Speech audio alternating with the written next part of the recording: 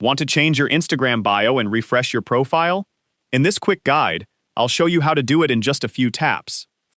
First, open the Instagram app on your phone. Then, tap your profile picture in the bottom right corner to open your profile.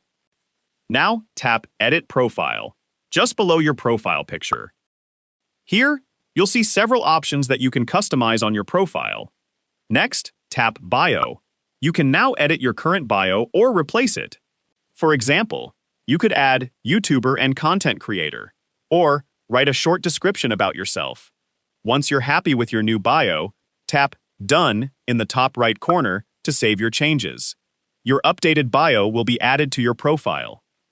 Finally, go back to your profile, and you'll see your new bio displayed right below your profile picture. And that's it! You've successfully changed your Instagram bio.